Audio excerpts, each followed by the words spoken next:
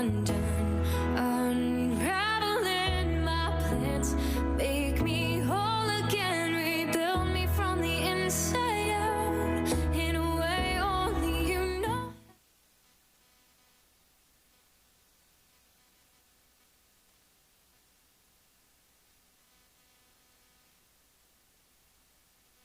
Way too curious for my own good, you know? And like, no, you're never curious enough. That's what I was telling this kid. I was like, no, dude, ask all them questions. Oh, yeah. Oh, yeah. Ask me something and I don't know. I was like, I don't know. That's a great question. That's a really good way of putting it. But here's the thing, let's find an answer. Yeah, let's find an answer. Sometimes it's kind of hard to find an answer. I'm like, Oops. let's keep asking. Maybe we'll find an answer later. Ask Siri. Ask Siri. I'm always like, hey, Siri. Hey, and it's so cute when you do that, like any of the AI, like either ChatGPT or Siri or Google, whichever. Anytime you ask a question, you see, like, morning. If you keep asking questions, morning, you will see that all of them have an agenda as well.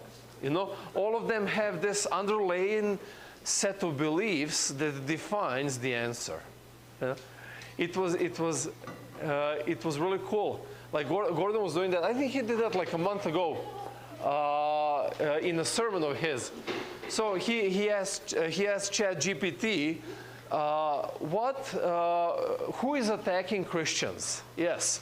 And the answer was nobody. Christians are perfectly safe. Everybody loves them. Nobody's touching them. And then he's asking the same question: who is attacking gay society, gay population? And there was like a whole freaking list of how they're endangered and attacked and so on. Now, realistically, if you read both sides of the aisle, if you read the news on both sides of the aisle, you will see that everybody is equally being attacked, and everybody is equally defending themselves, and everybody is equally safe.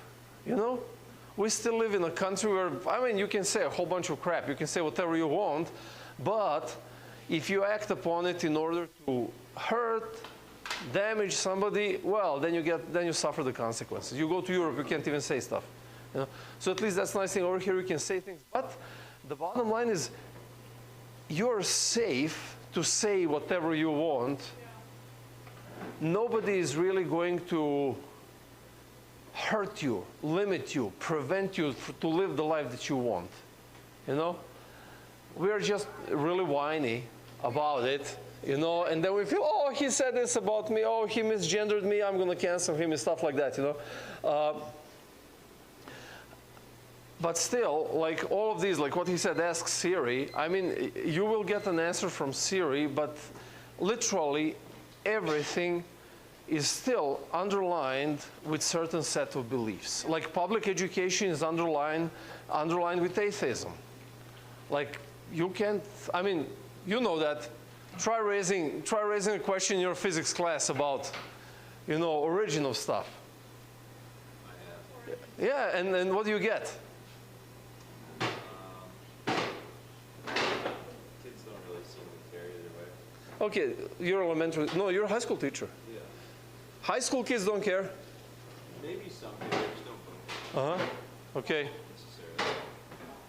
So, for example, you raise a question of origin of things in physics. And of course, mainstream takes us to the Big Bang. Christian perspective takes you to the creation. These two mismatch. They maybe kind of overlap in a way, but they still mismatch. And essentially the mismatch is in the concept of the originator, not the origins themselves. So the reason I'm saying that is because we were talking about how all of our lives are ran by a certain set of beliefs. And I'm not talking about spiritual beliefs, but just underlying beliefs about reality that form. And then they form how are we going to act in a crisis, how we're going to heal from wounds, how are we going to treat other people, and so on.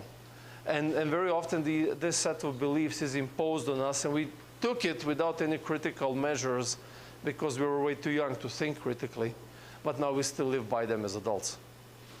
So what happens is people misunderstand each other, not because they're speaking a different language, or even if they're speaking about the same topic, but because of different underlying sets of beliefs that we embrace. Now, the key thing of expanding your life is deconstructing these beliefs and embracing the fact, what I mentioned, I'm just repeating this for them, and embracing the fact that we actually don't know way more than we know. Like, you believe there is God, but you don't know for certain that there is God. Atheists believe that everything started with the Big Bang, but they don't know for certain that it went there. You need the same amount of faith in either of these underlying sets of beliefs. But the bottom line is, the moment you start saying, I don't know, the world starts expanding. Because when you know, there's only one answer. But when you say, I don't know, there are 1,000 possibilities. And suddenly the world expands. Because maybe all of these 1,000 possibilities are right. You know? And then you realize that the world is way, way, way more simple and substantially bigger than what we believe it is. Anyways, let's get to our topic. 15 minutes. There's an expression, at least in what I grew up with, it's like academic 15. So if something starts at a certain time, 15 minutes is the most acceptable time for people to run late. After that, you start no matter what. So let's do that. Let's start with a prayer of presence. Let's start with zoning out of everything that is around you right now, just focusing on your own presence and allowing God to kind of be a part of that presence as well. Let's take a minute.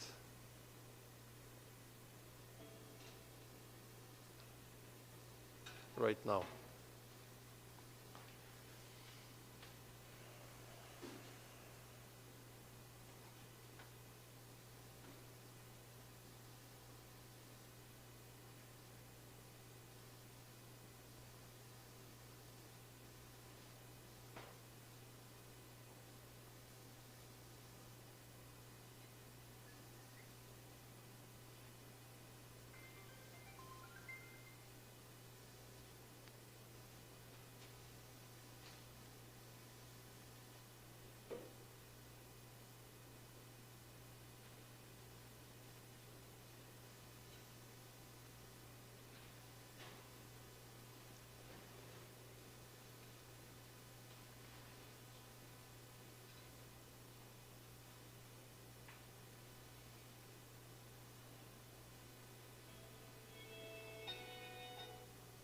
Dear Lord, this morning we ask for your Spirit to give us the clarity so we can understand the concept of time as you presented it as one of the limitations and expansions of our life. Help us understand what does it mean to be present, and to understand what does it mean to embrace now. Amen. All right, so I asked you to read Ecclesiastes chapter 3. Who read it? Ta-da. Very nice. All right. Who read it at least once in your lifetime? Huh? Probably. There's a good chance you read it. Or if you didn't read it, at least you heard it in a funeral. Like these verses are like favorites for funerals, especially the first 8 ones, just because they kind of a bit resonate with this, but actually it resonates way more than you might think. Last 2 weeks, so we talked about chapters 1 and 2. Chapter 1 is you have no control over the nature and the world you live in. Chapter number 2, you really have no control over the things that are happening within your life. And both of these chapters are raising the same question. What's the point? Because you're going to die. You know? Chapter 3 now starts to analyze this whole idea of like, okay, if you have no control over it, let's at least see what's happening. So I asked you this. I asked you, read chapter 3, where essentially the idea is there is time for everything. And then I ask you to try to figure out an answer. Yes, there is time for everything, but when is the right time? So, let's read. Let's start reading from verses 1 through 8, and then we're going to discuss a little bit the assignment that I gave to you. Anybody who would be so kind to read it out loud? Yes. There is a time for everything and a season for every activity under the heavens. A time to be born and a time to die. A time to plant and a time to uproot. A time to kill and a time to heal. A time to tear down and a time to build. A time to weep and a time to laugh. A time to mourn and a time to dance. A time to scatter stones and a time to gather them. A time to embrace and a time to refrain from embracing. A time to search and a time to give up. A time to keep and a time to throw away. A time to tear and a time to mend. A time to be silent and a time to speak. A time to love and a time to hate. A time for war and a time for peace. Thank you very much. So he really put a lot of effort in here. And the reason why we read these first, even though they go together in conjunction with the rest of the chapter, this was a poem that we just read. You can kind of feel the rhythm of the song, bouncing left and right, or back and forth, however you want it. But you can constantly feel this rhythm. And what do you feel like if you see this as a poem? How do you feel this rhythm?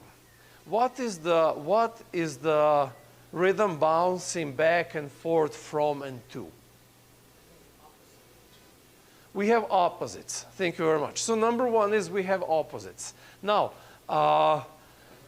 opposite means you have like east and west.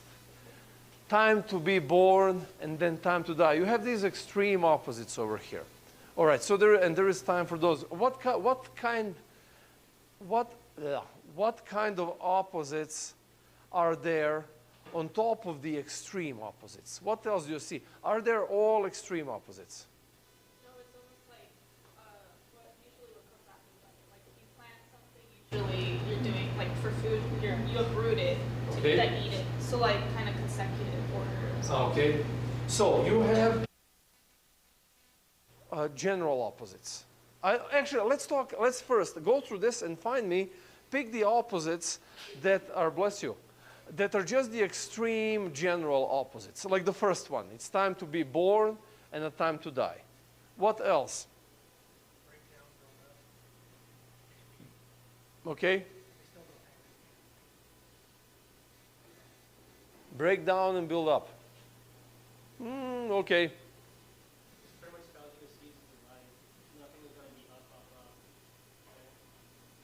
We're going to come to that later, but thank you. Yeah. The grieve and the dance one. The grieve and the dance, for example. Which verse is that? Oh, time to mourn and a time to dance. Okay. Yeah. Okay. Huh? Love and hate. Okay. Pretty extreme. What else is there like a general? Now I just realized actually the first one is not. So, because here's the thing, again, Jenny mentioned the consecutive opposites. I'm asking about the general opposites. Even the first one that I mentioned, I just realized was a mistake. The time to born and time to die is also, it might be extreme, but it's a consecutive opposite. So I'm asking about the love and the hate. They're not consecutive opposites. They're simply general opposites. What else? The weep and the laugh. Okay. So they don't have to follow each other up, but they are the opposites. To mourn and to dance as well. What else? Huh? Well, that is consecutive, isn't it? You know, because when the war ends, what do you have? Peace. You know? Huh? That is also consecutive, isn't it? Exactly, yeah. No, you're either silent or you speak, you know. What about like the tear and the time to tear and a time to mend? So there's some things I feel like you tear and you never mend them again. Like Like for example, I would say some examples are like relationships. You tear a relationship apart, some people never mend them ever Okay. again. Or like something that you're trying to get rid of, you never put it back together because you tried it on purpose to get rid of it. Okay, I guess we could use that one also as a general opposite. Okay. Kill and heal. Okay, which one? Which verse is that? Oh, time to kill and time to heal. Yeah. Yeah, and then like, yeah, okay. So he is presenting over here. Now, one thing about these general opposites. So he says there is a time for example, there is a time to kill, and then there is a time to heal. In our society, it's very hard to kind of relate to this idea there is a time to kill. At that time, killing was much more normal than it is today. Today, there are a whole bunch of rules set in our society to prevent killing just happening as it used to happen at those times. But, okay, you can kill somebody emotionally. You can kill somebody mentally. I mean, you guys can relate to this concept. Or like I say, you can kill a relationship. Just unfriend them, and that's it. But the idea is this. So when you look at these opposites, a time for there's an opposite, there is a time for this one, there is a time for that one. What happens in between? What do you mean? Time passes by, right, in between some of them. Like a time to be born and then a time to die. There's going to be a lot of time. Well, whatever amount of time that is, that happens between one and another. But sorry. Okay, let me. In the beginning, this is what we did. I was trying us to sort out the consecutive opposites separated from the general opposites. So when we talk about the general opposite, yes, in consecutive opposites, this is obvious. Yes. So actually, in consecutive opposites, life happens in between. You know, you're kind of right there in between. You know, but what about the other ones? Realization and change. Because you have to like, if it's weeping to and then laughing, like you're weeping to a time, but then something else happens, or your realization of something else brings you to the next point. He has over here very, like when Solomon writes this, or a teacher as he calls him, when he writes this, he has an idea over here of two different worlds all of us live in. One is the external world, and the other one is the internal world. External world is represented in these consecutive opposites, where things happen, where life is being lived, where action happens, and so on. And the general opposites represent our intrinsic world, a life that happens inside of us. So, time to, where is it? The dance, I like the dance part. A time to mourn and a time to dance. If you're in a condition of mourning, you can't dance. But what happens inside of you shifts you to this, a time for something else. A time to kill and a time to mend happens outside. A time to break down and build up also happens outside. A time to seek and a time to lose, or a time to let go. Where does that happen?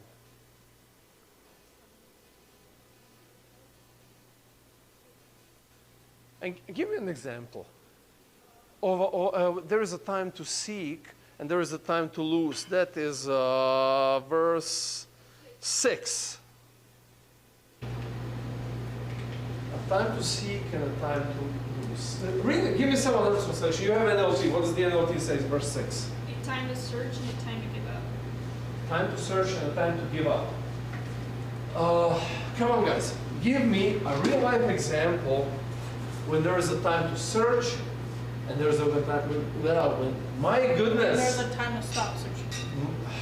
You gotta do your little morning exercise, like, blah, No, blah. no, I seriously should do that. Yeah, and this week I was speaking way more Serbian than I should have. Oh, that's probably And seriously, anytime that happens, I get into this issue. We're like, anyways.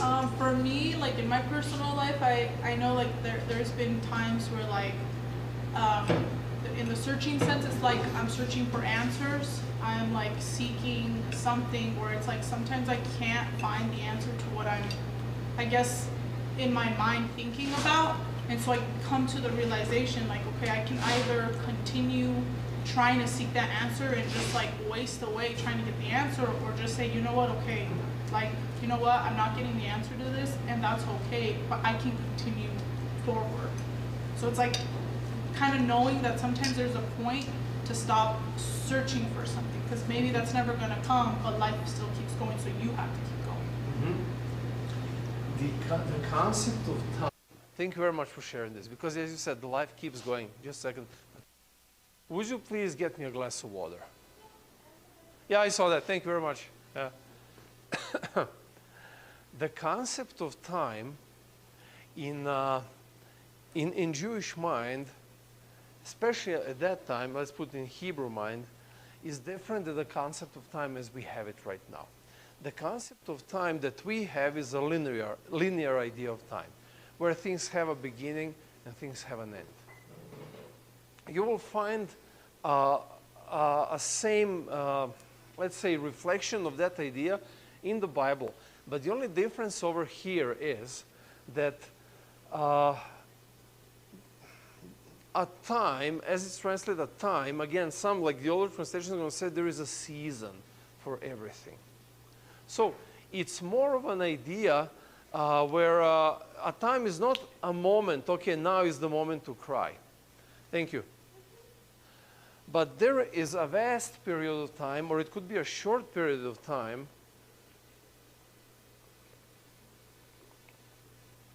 that you should take to engage in these things, but all of those things are life.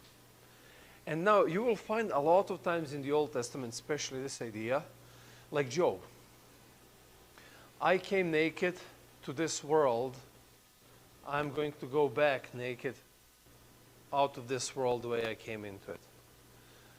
Or going back, you see that like throughout, like the book of Samuel, Kings, even Judges, and he died and he was collected back to his ancestors.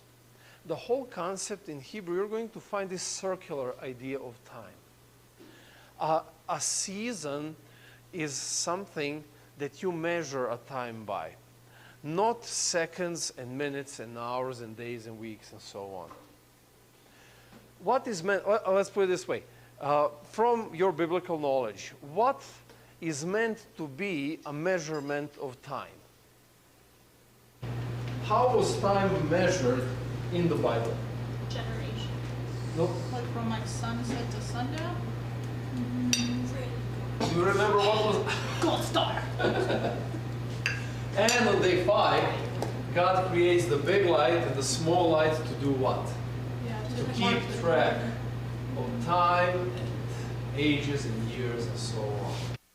What you see in nature is what is replicated as the idea of time in the Bible. And that is, as Solomon said in the beginning, nothing new under the sun. Like the sun comes up and goes down, comes up and goes down.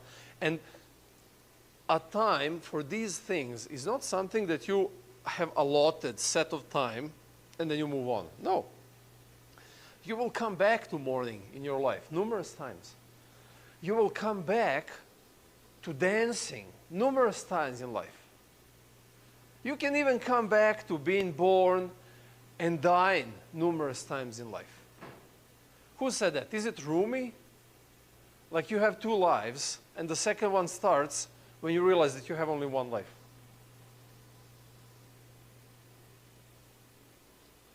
You guys, I hope, get the yeah. But you were just reborn in that moment. Maybe not physically, but in every other sense, you are reborn. You know, when you discover a new reality, you become reborn. And then on top of it, you die to the old reality. You know? Huh? So, when you read these 8 verses over here, they're not trying to tell us you should allot time in your life to do these things. They're trying to tell us, Solomon is trying to say, life simply happens. And you're part of the time happening. Not passing by, but happening. And these things over here is what fills up your time. These things are fillers that actually define your life. And life happens throughout it. Life happens in between it. But the matter of fact is, all of these things over here are something that you use to measure your time by. Like, for example, have you ever been so busy with school, with work, with whatever is happening in your life, that a week passes by and somebody asks you, hey, what happened this week? How was your week? Like, I have no idea. Ever been there? It's like, I can't really recall anything. You know? This is life wasted. This is life not lived. Because time passed by, but none of the things that this time could have been used by, maybe you used it. But if you have no recollection of it, you didn't really live it. You maybe lived through the morning. You maybe lived through the dancing. But you didn't really live that morning. You didn't grow out of that morning looking back and say, I'm more because of this. But now I feel so much better because I understand better and I'm going to be a better person forward on. The idea is that there is time for everything, is that our lives are not measured by how time passed by, but how that time was used to live the life. Now, if you look at these, in a few moments we're going to move on to the prose part of the chapter. When you look at these over here, which seem to be the most repetitive in our lives? Okay, let me rephrase it. When you read from chapters from 1 to 8, which resonate the most with you? Which ones you see either in your life or in lives of people around you, bless you, happening the most? Morning and dancing, okay? Okay. The what? Oh, to weep and to laugh, okay? That's called bipolar disorder, but yeah. I think like the time to plan or time to uproot, like, especially like when you're starting a career like I have, like it's been like I've been in school, I've been planting the seeds of like this is where I want to be. So like that one's probably most relevant for me. Okay, Like, okay. And you probably see in your generation of your peers, you probably see the same thing. People you're surrounded with, more or less, kind of the same thing. Okay. Yeah. They're reaping what they've sowed like in high school or something. Oh, okay. Oh, yeah, okay. This thing. Okay. What else? To be silent and to speak. Okay. Yeah, that's a teacher saying. Yeah. You speak and the kids are silent. Okay. But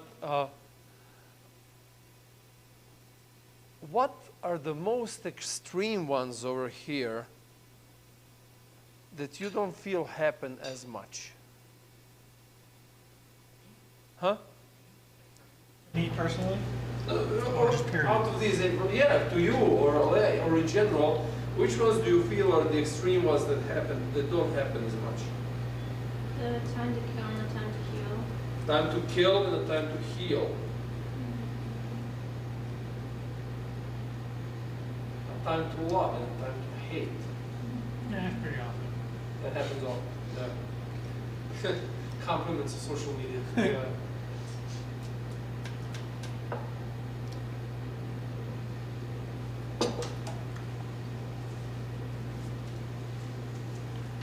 What do you mean by a time to scatter stones and a time to gather stones? Well, yeah, that's. What does that mean? What does Okay. it mean, though? So, when were the stones scattered in the Bible? No, sorry. When were the stones gathered in the Bible? Like Yeah. tomorrow? Make altars. Yeah. Okay. I was gonna go dark, but Yeah. So, when would the stones be scattered? The temple was destroyed. Not just temples, but actually, one more that you will see is. So first thing, when people settle in, first thing they do is they build an altar. They gather the stones to worship God. The last thing that people do before they leave without return is scatter the stones, and usually it doesn't even refer to the worship, it refers to the heart side, where the heart side is being scattered. So whoever comes on knows, okay, there used to be a heart side here, but considering the fact it's all scattered, they're not coming back. So, in that sense, this is a pretty extreme thing. You know, you come to a place and make it your home, or you leave a place never to come back. Now, is there more value in life experience in between, like scattering the stones and gathering the stones and mourning and dancing? Is there more value in life experience? Like after you've experienced those When things? when do you dance? When do you celebrate? When there's a celebration, like a wedding, a party, graduation. Do you ever wake up feeling like dancing? Yes. Sometimes. Drop on night. Yeah, Yeah. yeah, there you We go. have dance parties. That's awesome, you know? You wake up and think, oh my goodness, what a beautiful day. And you're kind of making, yeah, there you go, yeah. You're making coffee and you catch yourself singing Backstreet Boys in your head. It's kind of like, tell me why ain't nothing but a heart. Yeah. So dancing doesn't really require a celebration, a party, or whatever. It may just happen, you know?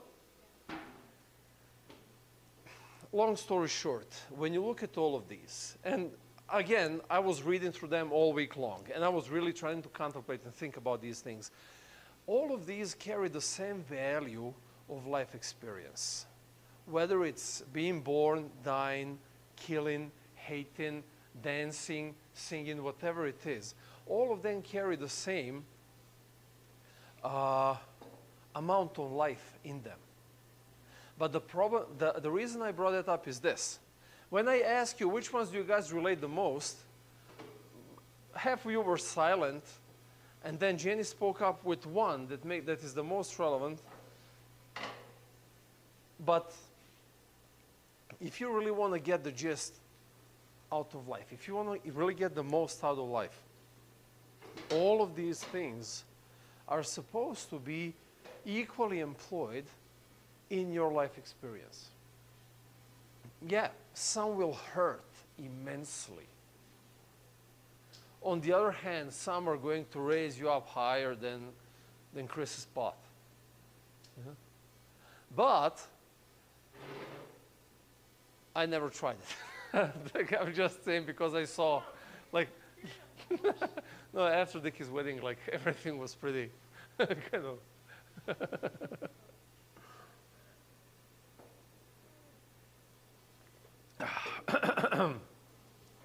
I hope I don't lose my voice.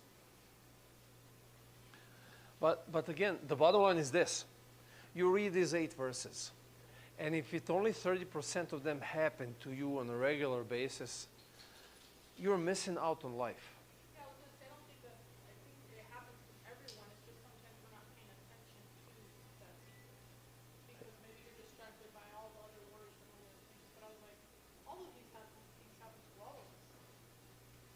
And the fact that we are not attentive to life happening is literally like, have you ever been like, you're hungry and you're watching TV and you eat a burger and your mom asks you, hey, what was the burger like? I don't know. It was okay, you know. It could have been the tastiest experience of that week for you if you paid attention. But you were distracted or in a rush to leave and do this or do that and so on, and we actually miss out on life because of these distractions. You guys remember the story of Elijah. So Elijah, fire comes down from heaven. 400 prophets slaughtered at the Kedron River. Celebration, noise, victory. And then he is threatened by Jezebel that he's going to get, what you did to my prophets, that's what I'm going to do to you. He freaks out, he runs away. He ends up in a cave. And he feels that he is by himself, that he is alone. And God shows up.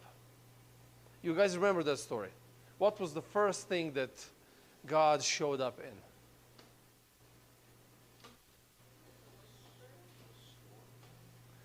It says that the storm passes by, but God was not in it.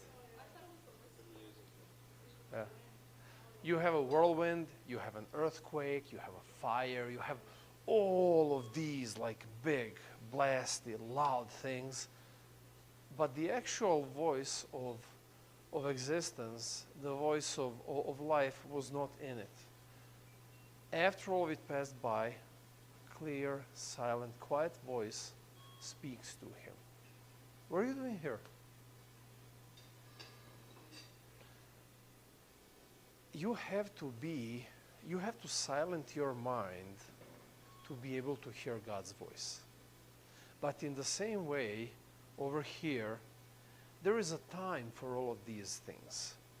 But if you are not attentive to that time, things are going to happen, as you said, Evelyn, things are going to happen, but you're not going to be even aware that they happened. And then the life itself kind of missed you. The concept of living in the moment does not mean discard everything and just live for today. No, the concept of living in the moment means be attentive to this moment. Yeah, literally. Take the time. Yeah. This week, yet again, I deleted the Facebook app from my phone. And right now, I have absolutely no social media apps on my phone whatsoever. Because they're so freaking distracting. Huh? No, messengers I do keep because I kind of communicate, to people, but that's not the social media, like Insta, Facebook, Twitter, actually X, whatever it is, like all of these things, they are like, I gotta keep myself updated, informed, whatever it is. But then you realize actually what happens when you're in it, you're outside of yourself. You know? You know what, like I've noticed with me personally, like I'm on social media or like YouTube, whatever, most when there's something I'm feeling. And I just don't want to. Either I'm stressed or whatever, there's something I should be doing, but I'm over here doing this, like trying to feel like, Yeah. And for example, the fact, like stress, anxiety, sadness, homesickness, like yesterday, homesickness hit me. Like I was over there, I was tired. It was a long week, exhausting week. It was Friday afternoon, finishing everything up, getting ready. The sun is setting, and I sat behind the church over there, that little alley of trees, like that. I just sat over there on that bench, and a homesickness hit me. Like I didn't feel that in ages. And I realized actually what I felt homesick for is not home, like but the sense of like that, that what I just felt like I just need a couple of days of not having to chase my schedule, of not having to worry about things, of just kind of being here present. I was a lot of this week. I had a lot of times where I would detach from myself, and then I have to come back and ground myself back. And no, this is who I am. This is where I am. This is what I need to do, and so on.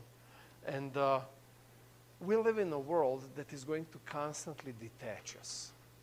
And if you don't choose every single day to get reattached to yourself, to your body, to this planet Earth, to the God the Father, literally stop and attach yourself. You guys heard of grounding? Grounding. So one really cool thing about it, and how I discovered, actually, I discovered it a few years back during COVID, because Jasmine and I traveled, and then when my dad was sick, I had to travel kind of across the pond, like 6, 7, 8, 9 hours difference. That's where I discovered grounding. And it was so cool. You get off the flight, you're jet lagged like completely, 20 minutes of walking barefoot outside on the grass, and the jet lag is gone forever. Like, it's insane, it's crazy. Then I started looking into it more. What you come to realize, there is more to it. Like, when I pray, I try to ground as well. I try to get this sense of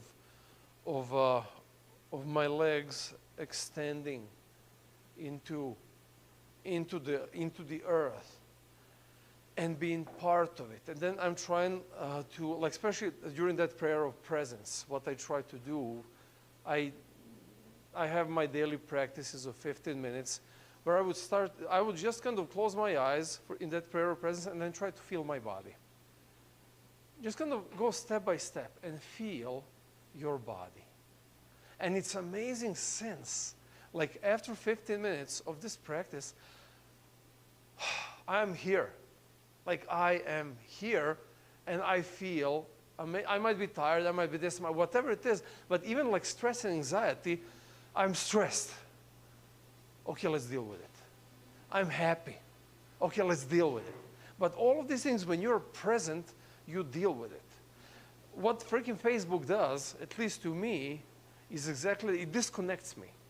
Like, it connects me into lives of people, and it's all snippets, it's not real. Like, you look at the post, that's a funny post. Ooh, that is a smart post. Oh, look at those, you know, and you're like, 20 minutes go by, and have you ever tried to recollect, what did you do for 20 minutes on social media? You know, when you scroll through TikTok videos, you only remember the last one. Oh, my brain literally feels scrambled. Scrambled. It literally happened last night, and I was like, what the heck?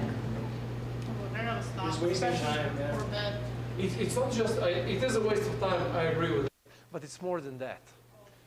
It literally shatters, actually it's a noise. It's like very often just a white noise, and you can't hear the silent voice.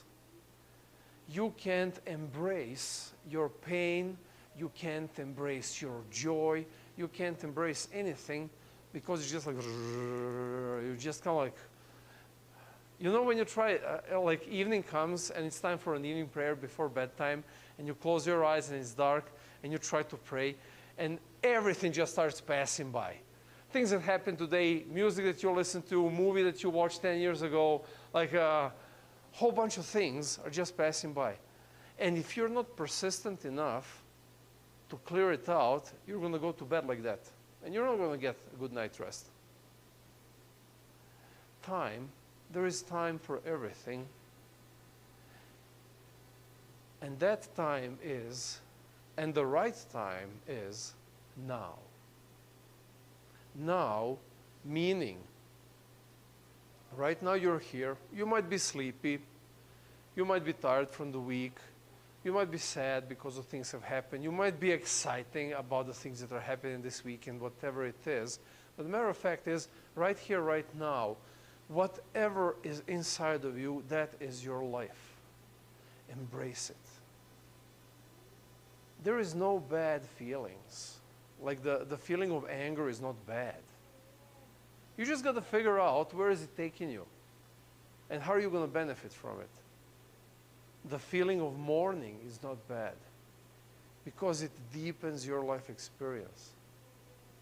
The Whatever feelings you have, it's processing through it, moving from it, not toward it, and giving God that authority to give you that peace. And it's out of your hands. Anger, whatever it is. What do you mean moving from it and not towards it? Processing it through it and moving away from it. Not allowing it to identify it inside of you. Okay, I don't necessarily agree with that. Well, you can process through something, and if it's out of your control, you walk away from it because it's out of your control. You can't. That's why people keep traumas for years and years because they identify in that trauma. Okay, makes sense in that way. Yeah. Yeah, but the idea that I was trying to convey over here is anytime you try to escape from life, to whatever that is, you're missing out.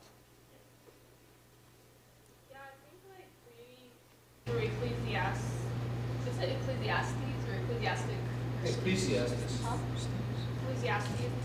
Like I think something that keeps kind of coming to me at like the point is that like this, yeah, like all these things like, well, no, like the point is that to me that keeps coming is that it's almost also like unescapable. Like you can't escape life happening.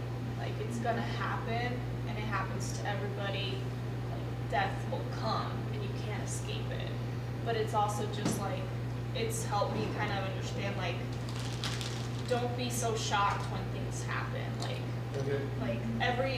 all of these are gonna happen, no matter how hard they are or how good they are. Like, yeah, maybe you could I could try to, plant as much as I can, so I can uproot. Like, it's not really just that, right? Like, of course, that's important, but that regardless, I'm a human and I'm living in this life where life happens. Nothing is new again, under the sun. It's in some way or another, it's happening. War is maybe not happening here for me right now, but it's happening elsewhere. But it can happen to me, and it can happen here. Less of a chance because I live in the U.S., but it's also there's other types of wars. It's also but it can happen. I shouldn't go living thinking that I'm immune to just what happens on Earth. And in a way, it has brought me some comfort, if anything, of that things do just happen, and that's why I want to be present and just make sure life's not just passing me by, but that I'm embracing it, because it's you could get caught in thinking I'm not gonna get hit by a bus tomorrow, but it's it could happen, it really could, but it's the odds, obviously you can think of odds and stuff, but it's but things like that happen to people every day. Just tragedy just strikes the good and the bad, and it talks about that too, of you can't escape it sometimes. That's just life. And there is another beautiful idea that follows this one. When there is time for everything, that means that whatever is happening to you in your life, it's going to end as well. Are you suffering? It's going to end. Are you rejoicing? It's going to end. And there is nothing wrong with that. Quite the contrary. Enjoy the moment of rejoicing. Grow with the moment of suffering, because it's all but a breath. It's all gone. Look at this, verse 9. Somebody reads verse 9, please. What do people really get for all of their hard work? He already asked this question. Why is he asking it again? Reiterate, reminder To reiterate what? of what he's talked about before, and then maybe bring into another light of the subject. What is that another light? So he is asking the same question in the first chapter. He's asking this question in the second chapter. Now he's asking this question in the third chapter after talking about a time for everything. Why is he bringing this up again? How does this question make sense in the context of what we just talked about in the past hour? I mean, the way that I'm kind of understanding it is kind of like him saying, when he says like, what do you really get for all your hard work? It's like, you're not going to get anything more than the other person. It's like, we're all going to get the same thing. We all kind of go through the same experience. And you're over here trying to like, oh, I'm going to get more because this, and that. It's like, bro, life is still going to come at you the same way it is to the other. That's what I'm kind of getting from it. Okay, all right. Thank you. It's like, wherever we are, whoever you are, all of us are actually experiencing the same life. Not at the same time for every one of us, but essentially it's the same experience. Yeah, and almost kind of like, almost honestly kind of throwing shots like, don't victimize yourself. Sorry, say it again. Like, I also kind of taking at him kind of throwing shots at us, like saying, don't victimize yourself. Okay. Like, because sometimes people are like, oh, I did this and I did this. I mean, I've done that before when I'm like, why didn't this happen? Because I did this, and this. But it's kind of like, dude, life isn't always going to happen the way you plan it, the way you want it, the way. So it's like, oh, Okay. It's not always fair. yeah, it's not always fair. It just happens. But the question over here, what gain has the worker from his toil? Again, the same thing, it's a rhetorical question from the chapter 1 and 2. None. That was his point. Because over here, he is, if you guys can notice, he is contrasting a time for all of these things, and then he talks again about the hard work, about toiling for life. And he says, what do you gain from it? Nothing. But there is a difference over here compared to chapter 1 and 2. Look at verse 11.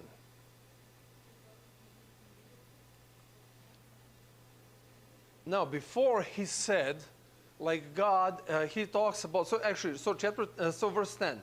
I have seen the business that God has given to the children of men to be busy with. In chapter 2, he says that he was disgusted with it, that he was appalled by it. Now in chapter 3, he says he has made everything beautiful in its time. And also he has put eternity into man's heart, yet so that he cannot find out what God has done from the beginning to the end. Now, interesting thing over here, at least to me, is suddenly he thinks about all of these things that God has put for us to be busy with, and now he finds them beautiful. Compared to appalling before, but they are beautiful in its time. Now,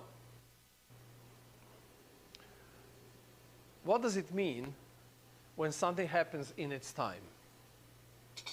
When do you use that terminology?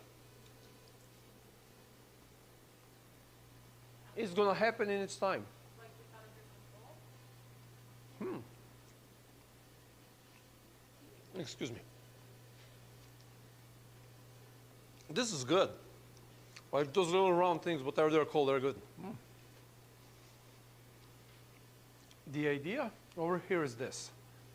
Life happens on its own time. And these things come your way without your control. And now he's reiterating again the same idea with this in its time. Like, you're not going to be able to control things. But the matter of fact is, life is going to be beautiful when you manage to recognize the time of these things that are happening to you. And a very interesting note, how do you understand the second part of verse 11? I would like us to talk about this, and then there is one more segment that I would like us to discuss today, and then we can wrap it up. But tell me, how do you understand this second part of verse 11? So that yet they cannot fathom. That whole, somebody read verse 11 out loud, please. He has made everything beautiful in its time. He has also set eternity in the hearts of men. Yet they cannot fathom what God has done from beginning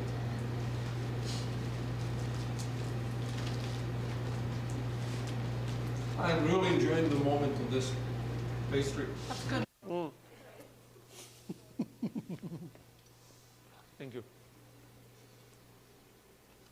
does that mean to you? Do you see the eternity in your hearts? How? Give me one sentence that describe your sense of eternity in your heart.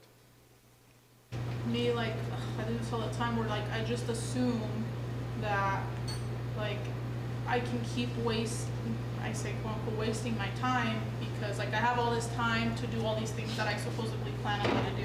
And then I just never get around to doing it. Like, I'm assuming that that opportunity is gonna be there forever. So I just don't take action. I just kind of like, that's what I'm thinking, because like eternity, obviously I'm not saying like that I feel like I'm gonna live forever, but it's just like I always think that I'm gonna be in the season right now, that I have these opportunities that I have right now, and that's never gonna go away, so I can just kind of like, I can take my time, like, it's fine. Okay, I would rather label what you just described as an illusion of eternity. Oh, okay. No, because I didn't say you're delusional. I'm jumping. It's her victim mentality. It's my victim mentality. I'm working on it, okay?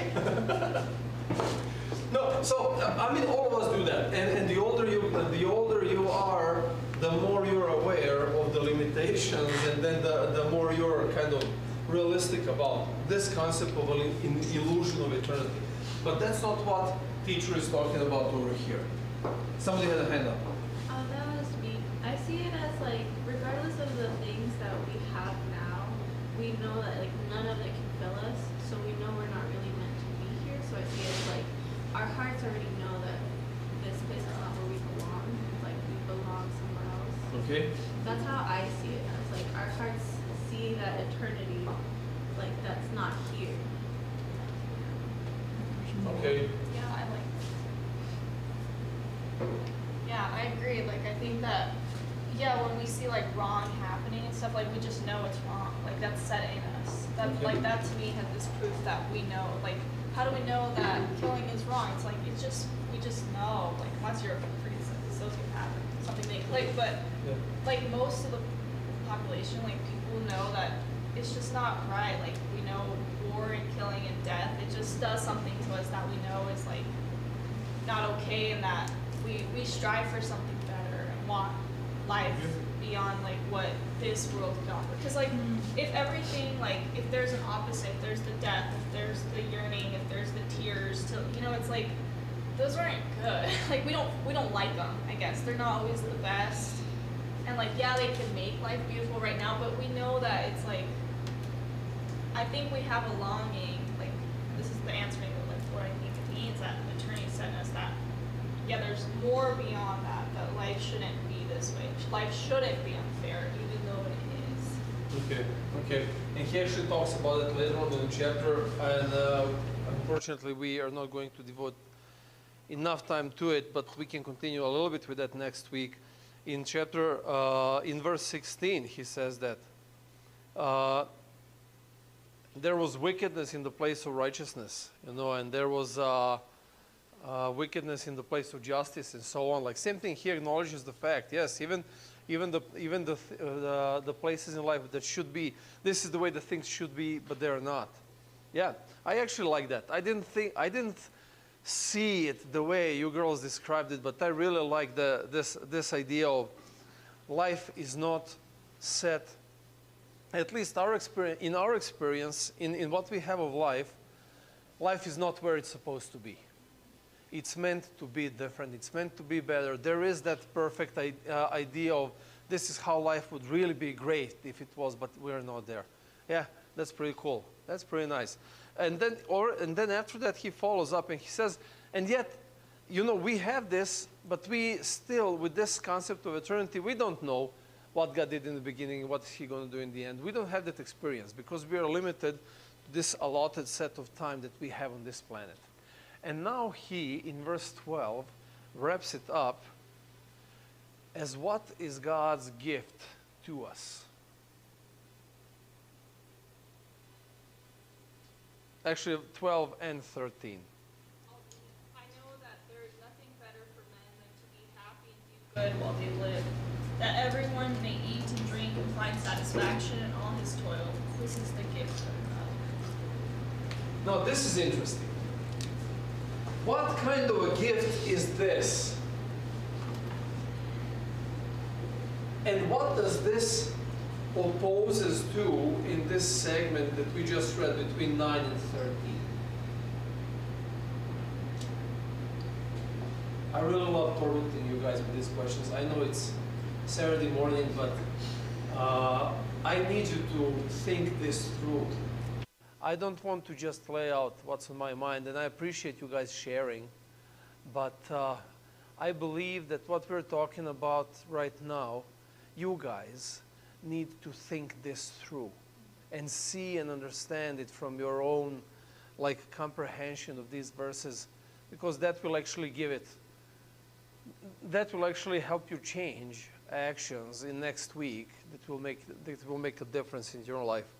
So between verses 9 and 13, what is the contrasting idea that this last verse, verse 13, is contrasting to? Contrasting? Like he's saying like what's the point in toiling, but then he ends with saying that like that's all we have. Oh, Indeed. oh, Thank you oh, very much. I get it. And this is actually the idea. So what is toiling? It's your hard work. It's what you work and then you get it and then it's yours. And over here talks about it. No. There is something much better. And that is a gift from God. And gift from God here is not that God's going to give you to eat and drink and have pleasure. No. God is giving you what? What is an actual gift from God over here?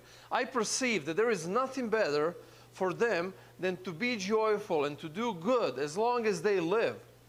Also that everyone should eat and drink and take pleasure in all his, again, toil.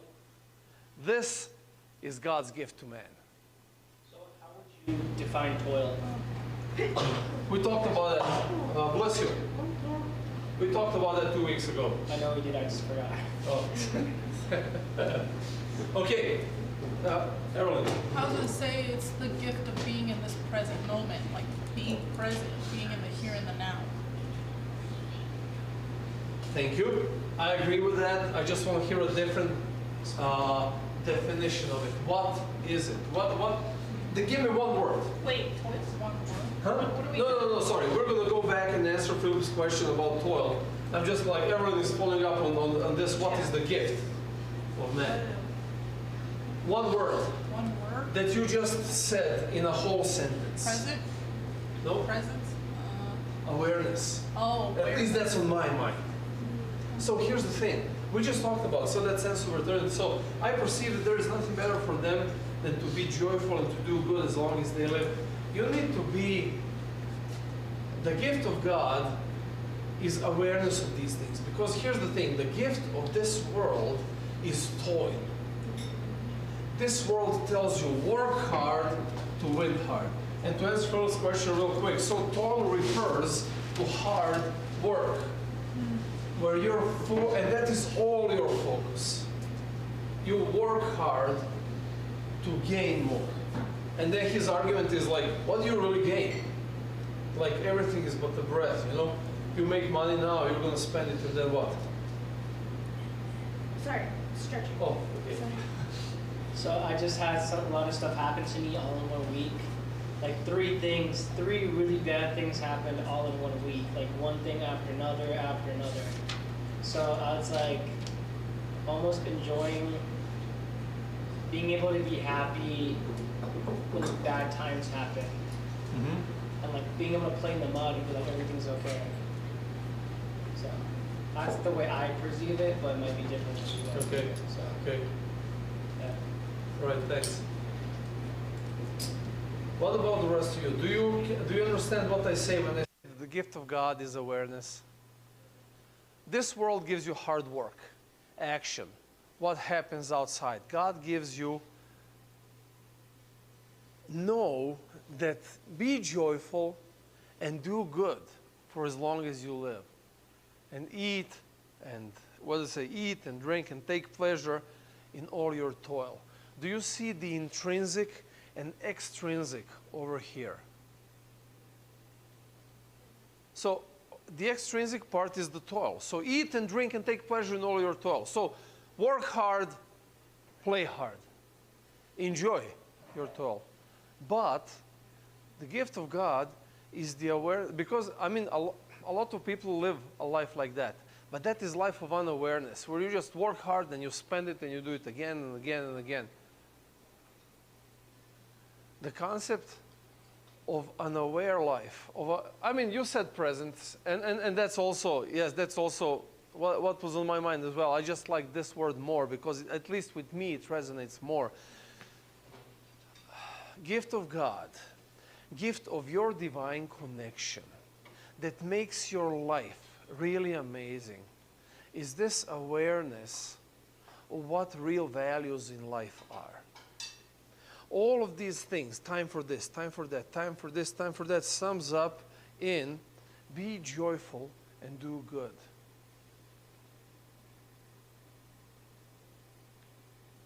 Because here's the thing. Think of a week in the past 3 months where you were absolutely not joyful. I'm sure you can think of it.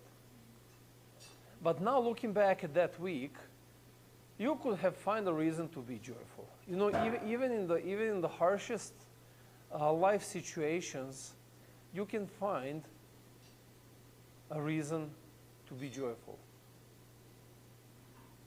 Now, joyful and happy are two different things. You guys understand that? Happiness has nothing to do with joy. Not nothing to do, but happiness and joyfulness are really not going always hand in hand. You can be joyful without being happy. You can be mourning and be joyful.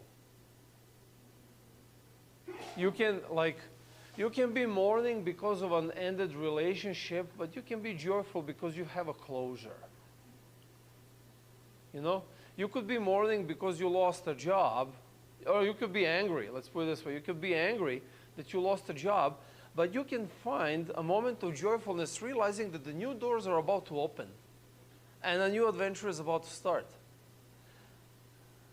Awareness of what you focus on in life is going to define how this time in first 8 verses is going to express itself in your life. A lot of people dance, but they're not happy. They dance in order to achieve happiness. And that's a wrong place to start. You should be happy and then dance as a consequence of it, and not trying to create something that is not in the inside with the extrinsic attempts to recreate results in hopes that the actual source that is supposed to bring you is going to happen as well. Starts on the inside. The gift of God to you guys is awareness that starts on the inside of what really life is, what real values of life are. Then you can go on and do your hard work and enjoy fruits of your hard work and so on. But if you don't have this awareness, life is going to pass you by. Because the moment toil becomes the first and foremost thing in your life, life is passing you by.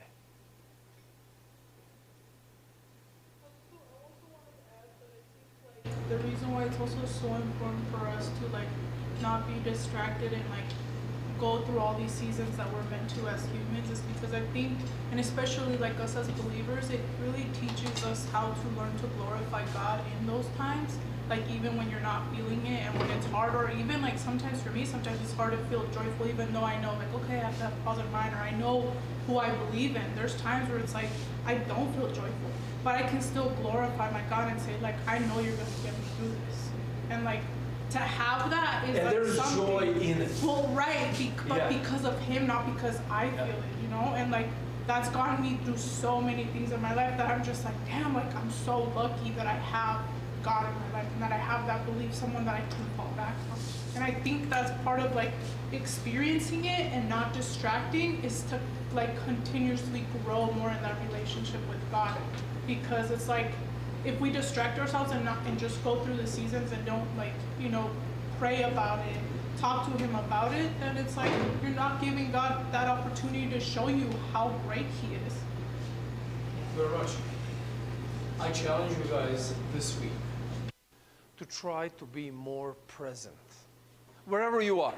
Are you at home by yourself? Are you at work with a bunch of people? Wherever you are, try to be more present. Try to be more grounded. Try to feel more of you being in your body right here, right now, wherever you are. Try to see, how to say that? Don't look at the world through your eyes. Look at the world through your awareness that is present right there. Do you know, do you ever see, like you talk to somebody and they have a really sharp view in their eyes, like they have sharp look in their eyes. And then you talk to somebody else and it's just like blunt and there is nothing like, yeah, what's up, hey, yeah. But you see, I mean, they are there, they're talking to you, but they're not really there. You know? And it's not because they're like under the influence or anything, but their mind is wondering who knows where it is. You know? That is where you lose a connection when you're like that. Try to ground yourself more.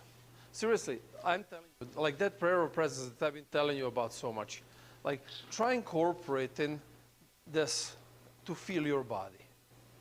I mean, God made us the way He made us for a reason. You are a breath of life incorporated in this body, and that is what makes you a living soul. If you're unaware of these basic elements of your existence, do you really exist? You know, our consciousness is not just stored in our body. We are this body, but not just this body. And the more you're present in it, the more you're aware of it, the more like these things in first 8 verses are going to become more tangible. And they're going to become more meaningful. And then if you keep this awareness that your divine connection is giving to you, like this is the value of life, be joyful and do good. Things start, like you said, 3 bad things happen to you. They're bad because they seem to have negative effect on whatever, your family, your business, yourself, your health. Huh? Yeah, that's what I'm saying. So, but that's why you're labeling them as bad, because they have negative effects on all of these things in your life. Now, based on what you read over here, you know that this is going to pass, and the good times will come back, you know.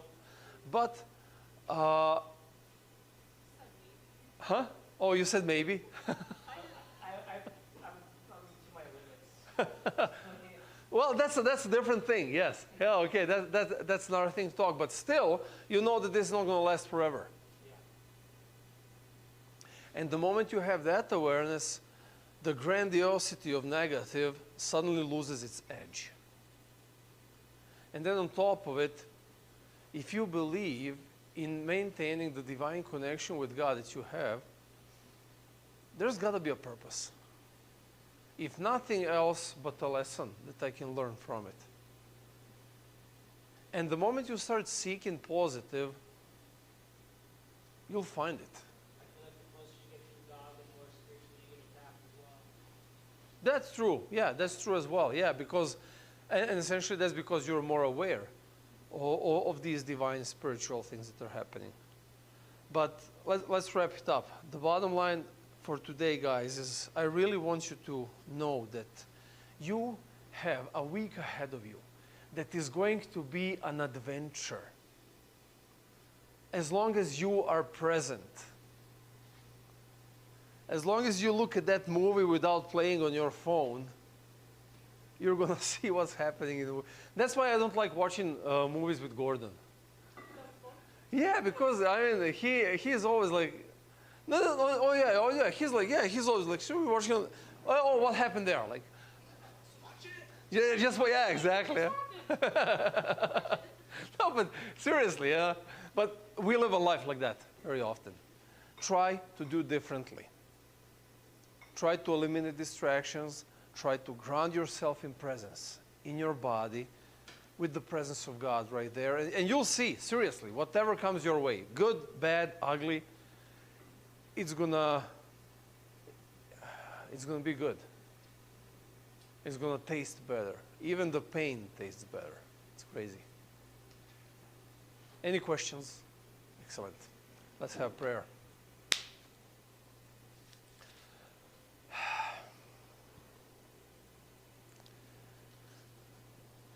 Dear Lord, the life that you put before us, the gift that you gave us, this gift of awareness is amazing.